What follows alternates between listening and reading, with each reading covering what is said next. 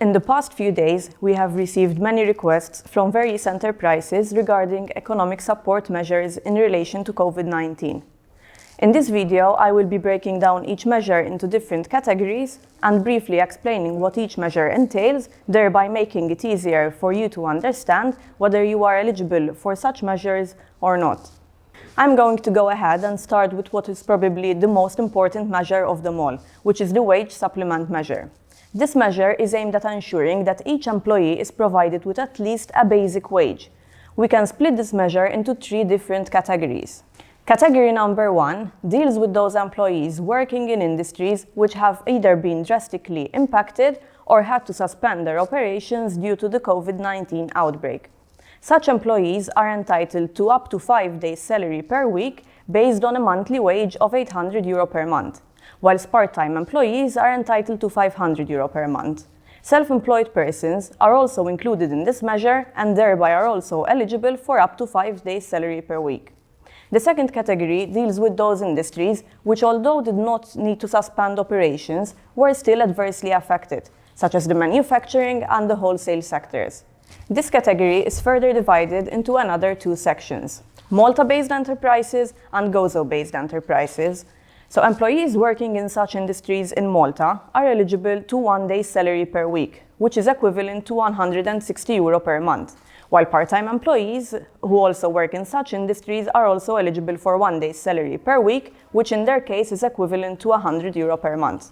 On the other hand, employees working at a Gozo-based enterprise are eligible for 2 days' salary per week, which is equivalent to €320 per month, whilst part-time employees are eligible for €200 per month. The third category is linked to the second one, since it also deals with those industries which have been adversely affected by COVID-19. So self-employed persons who have employees and have been adversely hit by COVID-19 shall be entitled to 2 days' salary per week, equivalent to €320 per month. The government has also made a distinction between those self-employed based in Malta and those self-employed based in Gozo. So Gozo-based self-employed persons who have employees shall be entitled to €480 per month. And if they do not have employees, they shall be entitled to €320 per month. Therefore, by way of comparison, apart from the fact that Gozo-based enterprises are given higher supplements, in this case, adversely affected self-employed persons based in Malta shall not be eligible for any supplement if they do not have any employees, whilst Gozo-based self-employed persons who have no employees shall still be eligible for €320 per month. In each given case, under the wage supplement measure, the funds shall be forwarded to the employers, who are then obliged to distribute such supplements to their employees accordingly. The second measure is the deferral of payment of taxes. Through this measure, payments of provisional tax, VAT, and national insurance contribution for salaries shall be deferred by 2 months for enterprises and self-employed persons. Up to now, this measure shall apply for taxes owed until the end of April. However, the government will be studying further extensions to such period depending on how the situation will evolve. It is important to note that deadlines for submissions of forms should still be adhered to. To be eligible, companies and self-employed persons must prove a downturn in their turnover as a result of economic constraints arising from the pandemic. Therefore, for example, a drop in sales of around 25% or over would render a company or self-employed person eligible for such measure. The third measure is further liquidity initiatives. Liquidity is probably one of the main concerns of various enterprises. We cannot stress enough how important it is for an enterprise to remain liquid, especially in these unparalleled times. Therefore, for those enterprises requesting operational loans, the government announced that there shall be allocated €900 million in bank guarantees, with low interest rates and longer repayment periods. In order to ease the burden of bank loans, there shall be a 3-month moratorium from banks for both businesses and personal loans. The fourth initiative relates to social measures. There are 4 social measures which have been announced by the government. So the first measure relates to cases in which parents had to stay at home to take care of their children. In such cases, where both parents work in the private sector, the parent staying at home shall receive a direct payment of around €166 per week.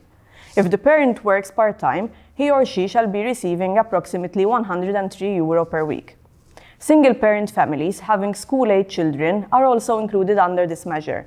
It is important to note that this measure applies for those who cannot carry on with their work through remote working. The second measure regards persons with disabilities who work in the private sector and opt to stay home for health and safety reasons. Such persons shall be receiving around €166 per week if they work full-time and €103 per week if they work part-time.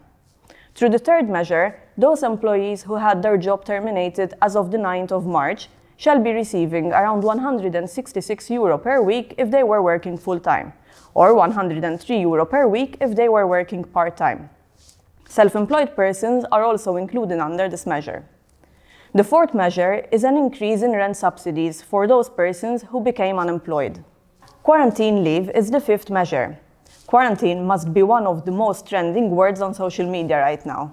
So, employers are entitled to a one-time grant of €350 for members of their staff who have been on mandatory quarantine leave. This measure also includes those instances wherein members of staff had to quarantine themselves due to contact tracing.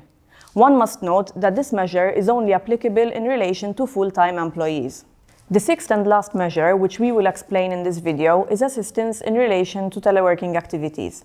Many enterprises who are able to work remotely have been investing in technology to enable them to carry on with their business. All those enterprises who opted to invest in technology enabling teleworking shall be entitled to a grant of up to €500 for each teleworking agreement and up to €4,000 for each undertaking.